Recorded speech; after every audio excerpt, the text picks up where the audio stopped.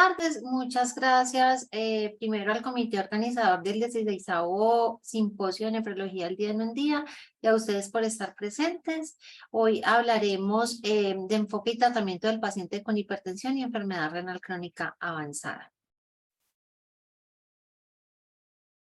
Esta será nuestra hoja de ruta. Hablaremos de generalidades, fisiopatología, el target o meta de presión arterial en enfermedad renal crónica, tratamiento no farmacológico y farmacológico, finalmente un caso clínico y los mensajes para llevar a casa.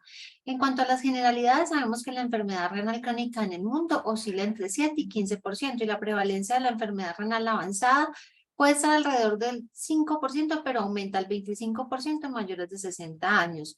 La prevalencia de hipertensión es mayor al 80% y alcanza el 100% en enfermedad renal crónica avanzada G4 y C5.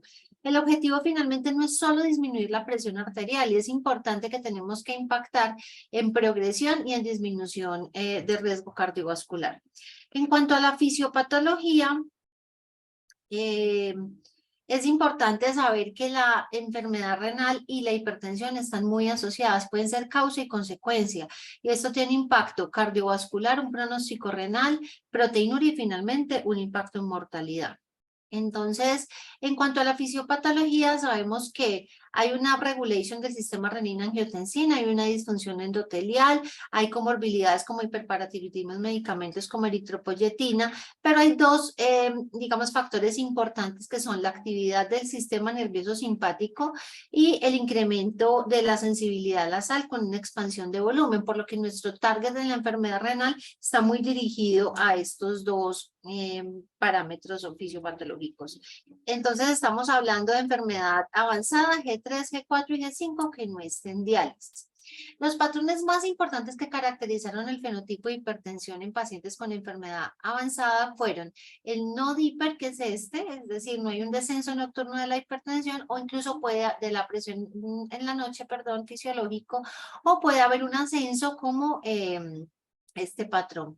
Y la otra es la hipertensión enmascarada no controlada, que es poco reconocido porque son aquellos que en el consultorio la presión es normal, pero cuando hacemos un monitoreo de presión encontramos que realmente está elevada y fuera de metas. Entonces, ¿cuál es el target de presión arterial? Esto cambió a partir del SPRINT, que fue publicado en el 2015. Fue un estudio donde tenía un desenlace primario de un compuesto de desenlaces cardiovasculares. Y en los resultados sí es importante cómo en los pacientes con enfermedad renal crónica no había alteración en la función renal en la aleatorización inicial, pero los pacientes que no tenían enfermedad renal crónica tuvieron aumento de la tasa de filtración más del 30%. Sin embargo, al año esto se estabilizó y ya los desenlaces renales no tuvieron ninguna diferencia. Finalmente es importante saber que en el brazo que tenía tratamiento intensivo, hubo más hipotensión, hubo más síncope, lesión renal aguda, trastornos electrolíticos, y esto fue más frecuente en los pacientes que tenían enfermedad renal crónica, fragilidad o vejez. Entonces, tratamiento intensivo versus estándar, digamos que de ahí viene el target de menor de 120 de sistólica, teniendo en cuenta estos bemoles. Entonces, eso es lo que nos dice CADIGO. Si hay enfermedad renal sin diabetes, el target de hipertensión sistólica debe ser menor de 120. Esto tiene certeza en mayores de 50 años y alto riesgo de enfermedad cardiovascular, menos certeza en otros grupos, sobre todo cuando hay enfermedad renal crónica avanzada, SB previo, edades extremas, hipertensión diastólica muy baja. Entonces, tener en cuenta que eso no aplica en todos los grupos. Ahora, en cuanto al tratamiento no farmacológico, esto lo conocemos muy bien, la dieta DASH y baja en proteínas, la actividad física recomendada son mínimo 150 minutos a la semana, esto puede ser ajustado dependiendo del paciente, pérdida de peso y una ingesta de sodio menor de 2 gramos, tener en cuenta que las sales que son bajas en sodio tienen mucho potasio. Entonces, digamos que en este target donde hay enfermedad renal crónica hay que tener en cuenta que el potasio, pues para nosotros es un problema. Entonces, idealmente no recomendar sales bajas en sodio en este tipo de pacientes. En cuanto al tratamiento farmacológico, vamos a hablar a grandes rasgos de algunos de estos grupos. Entonces, en cuanto a IECA, SARA, calcioantagonistas y diuréticos, Importante este artículo que es el Stop ACI, donde se evaluaron 400 pacientes con tasas de filtraciones menor de 30 y lo que necesitamos evaluar era si suspender o no el IECA en enfermedad renal avanzada. Uno siempre tiene como esa premisa si hay que suspender o no los IECAs en este grupo. Pues resulta que no hubo diferencias en tasa de filtración, tampoco en desenlaces secundarios como inicio de diálisis y tampoco hubo diferencia por subgrupos. Es decir, que entre los pacientes con enfermedad renal crónica avanzada y progresiva, la suspensión del inhibidor del eje renina-angiotensina no se asoció con una diferencia significativa en la disminución de la tasa de filtración glomerular a largo plazo. En cuanto a los diuréticos, sabemos que es una importante opción. Desde la fisiopatología tiene un impacto importante el diurético, pero que nos ha limitado para usarlos. Uno, la contracción de volumen que puede resultar en vasoconstricción, la tasa de filtración que a veces son menos eficaces, sobre todo, ¿cierto?, con la hidroclorotiazida, efectos metabólicos importantes como trastornos electrolíticos, hiperglucemia, hiperlipemia y el carcinoma de células escamosas del labio. Ahora bien, sabemos que el diurético tiazídico tiene un efecto pues importante obviamente natriurético, pero hay otros efectos donde hay una vasodilatación periférica por varios mecanismos, entre esos de liberación de óxido nítrico, disminución de la resistencia vascular periférica, y esto es importante y son los efectos pleiotrópicos, que puede haber renoprotección, promoción de la angiogénesis, disminución de la permeabilidad vascular y de la agregabilidad plaquetaria. Entonces, los diuréticos similares a la tiazida, ambos han demostrado proporcionar una mayor eficacia antihipertensiva, reducir eventos cardiovasculares y mortalidad, y tienen una acción prolongada. Respecto a la hidroclorotiazida, obviamente tiene una vida media más larga, tienen un potencial antihipertensivo mayor, más fuerte, y tienen efectos pleiotrópicos. Pero hay varios estudios nuevos y que han generado, digamos, toda esta controversia en el mundo. Este es uno de los más importantes, que es el CLIC, que fue hecho directamente en pacientes con enfermedad renal crónica avanzada. Evaluaron, fueron 160 pacientes y lo que evaluaron era el cambio de presión arterial placebo versus clortalidona a las 12 semanas de la intervención, y efectivamente hay un muy buen efecto antihipertensivo. Y en desenlaces secundarios se evaluaban albuminuria, BNP, nivel de renina y volumen corpuscular. No se evaluaron desenlaces duros.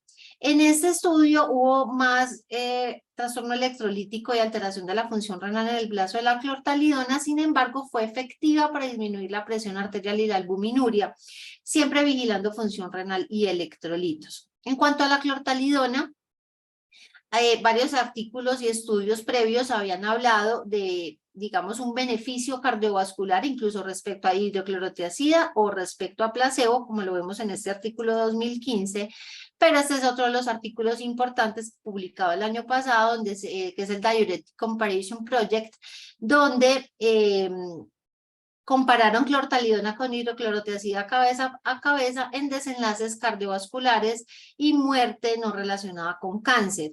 Es importante aquí resaltar, si podemos ver, digamos, en las características basales, la tasa de filtración menor de 60 fue poco. O sea que este estudio no es extrapolable tampoco en los pacientes con enfermedad renal crónica avanzada. Sin embargo, ¿cuál fue el desenlace o el resultado del desenlace primario? Que no hubo diferencia entre hidroclorotiazida y clortalidona. En cuanto a la indapamida, se ha demostrado que reduce los eventos cardiovasculares, dos ensayos clínicos grandes que fueron el IBET y el ADVANCE. Preserva función renal en comparación con hidroclorotiazida y se ha demostrado que reduce significativamente la hipertrofia ventricular izquierda.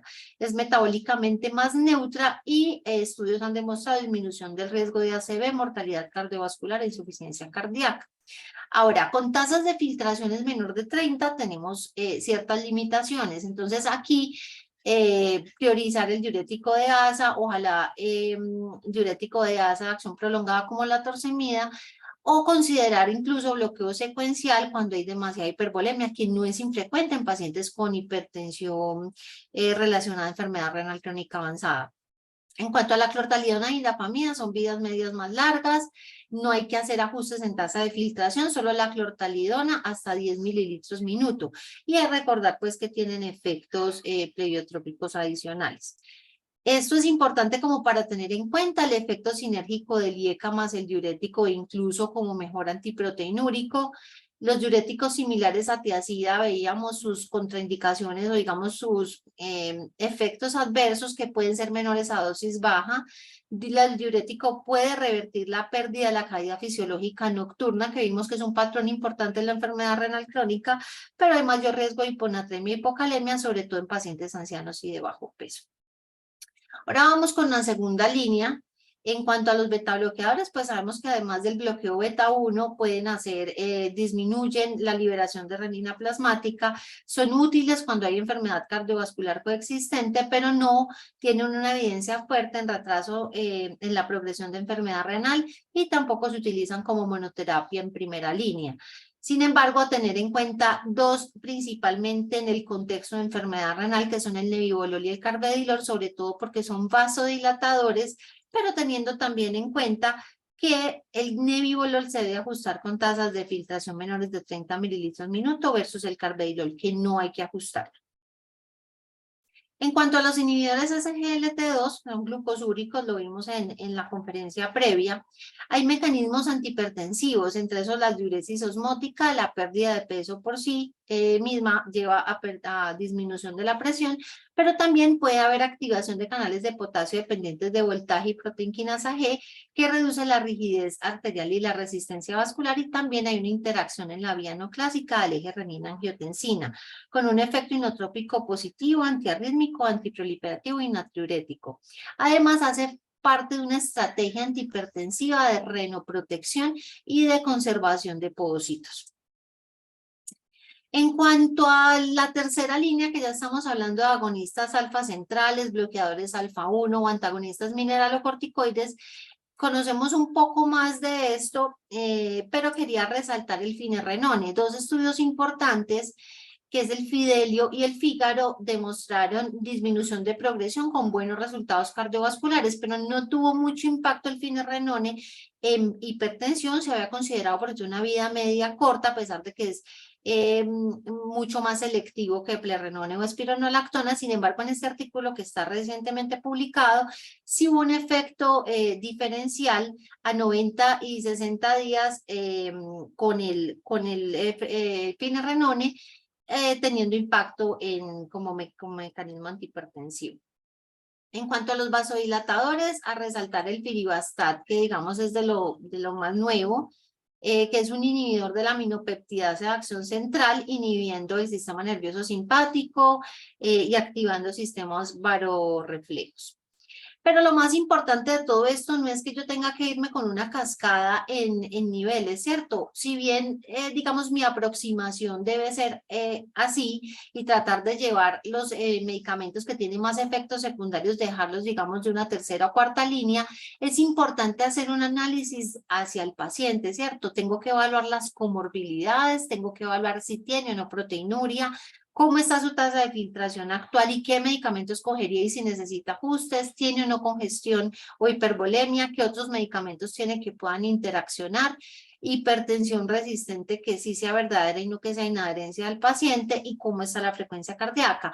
Digamos que si yo tengo en cuenta todo esto, voy a poder hacer una aproximación individualizada de mi paciente, porque no quiero que quede como que no puedo pasar de una tercera línea a una segunda, digamos, no en un orden específico, porque tengo que hacer una aproximación centrada en el paciente. En cuanto a los dispositivos e intervenciones, la denervación renal es importante porque sabemos que a menor tasa de filtración hay más actividad del sistema nervioso simpático. ¿Qué pasa con los nervios simpáticos eferentes al riñón? Estimulan la liberación de renina, la reabsorción tubular de sodio y hay una disminución del flujo plasmático renal, con lo cual hacer esta denervación pues nos va a llevar a todo ese control e hiperactividad del sistema nervioso simpático. Varios estudios alrededor de esto. Ustedes saben que ha habido también mucha controversia con resultados diferentes, pero este estudio es muy importante, que es el espiral, donde en este estudio se trató de hacer con catéteres de ablación circunferencial completa.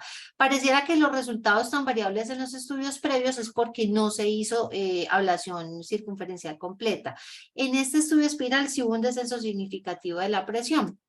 Y en un análisis post-hoc del Simplicity, específicamente en pacientes con enfermedad renal crónica, evaluaron que también había un adecuado descenso de la presión arterial con la denervación, y es una opción de tratamiento eficaz. Solo que en la hipertensión sistólica sí fue un poco menor en los pacientes que tenían enfermedad renal crónica previa, pero es una opción a considerar y resulta bien en los pacientes con enfermedad renal crónica. Existen otras opciones como los estimuladores de vasoreceptores, que es para activar el sistema simpático. Puede ser tanto endovascular como estimuladores del bulbo carotidio. Y finalmente quería contarles un caso clínico corto de una paciente de 35 años con un antecedente de una enfermedad renal crónica G5 por una nefritis lúpica. Venía en hemodiálisis desde 2016 a través de una fístula. Tenía una diuresis residual más o menos de 400 mililitros. Como comorbilidad es un hiperparatiroidismo secundario, hipertensión arterial resistente y tenía un derrame pericárdico grave previamente que fue asociado al minoxidil, incluso requirió pericardiectomía. Se hospitalizó por una emergencia hipertensiva y un PRES y sobrecarga de volumen. Estos fueron las cifras tensionales durante la hospitalización, a pesar de que se había titulado todos los medicamentos. Se habían titulado todos los medicamentos, incluso se inició minoxidil a bajas dosis a pesar del antecedente, porque era de difícil control. Se pensó en algún momento en llevarla a intervención por radiología intervencionista, intentar hacer probablemente una denervación. Sin embargo, definimos ajustar el ultrafiltrado e iniciar indapamida aprovechando que tenía una función renal residual. Y resulta que con este cambio la presión arterial mejoró en los días subsiguientes y no tuvimos que hacer intervención. A lo que hoy es que ajustando el volumen y mejorando la sobrecarga, esta paciente logró control óptimo de presión. A pesar de que ella estaba en diálisis, es un condicionante importante en la enfermedad renal crónica avanzada. Entonces, para concluir, ¿cuáles son los mensajes para llevar a casa? La hipertensión de difícil manejo genera resistencia y alta prevalencia cuando hay enfermedad renal crónica. Los factores fisiopatológicos especiales en enfermedad renal crónica e hipertensión hacen que sean enfermedades altamente relacionadas. El control de los factores de riesgo cardiovascular es sumamente importante porque es finalmente lo que va a impactar en la mortalidad y en el desenlace clínico de ese paciente. Esto es importante y es lo que les dije, no es llevar una receta de cocina, hay que intentar hacer individualización y caracterizar los fenotipos de la hipertensión arterial y por supuesto evitar la inercia terapéutica. Recordar que no se recomienda combinar dietas más ARA2, el riesgo de hipercalemia y sobre todo en esta población es más alto, seguimiento estrecho del potasio y la creatinina, utilizar diuréticos de tasas o tiacídicos cuando hay tasas, o tiacídicos light cuando hay tasas de filtración menor de 30, y cuando hay hipercalemia, pero hay beneficios para usar dietas o ARAs, considerar que el antes de potasio. Finalmente, entonces, sabemos que los cambios del estilo de vida deben estar en todo el tratamiento. Si hay albuminuria, yo puedo preferir de primera línea un IECA o un ARA. Esta evidencia no es tan contundente cuando no hay albuminuria. Yo puedo escoger otro tipo de antihipertensivos y ir sumando antihipertensivos de acuerdo al perfil. Entre esos, considerar el ISGLT2. Y tercera línea es considerado tercera línea, digamos, porque tiene más efectos secundarios. Pero como les dije, podemos considerar usarlos de acuerdo al perfil de nuestro paciente. Finalmente, considerar intervenciones como la denervación renal y a futuro podría venir estudios con farmacogenética personalizada. Muchas gracias.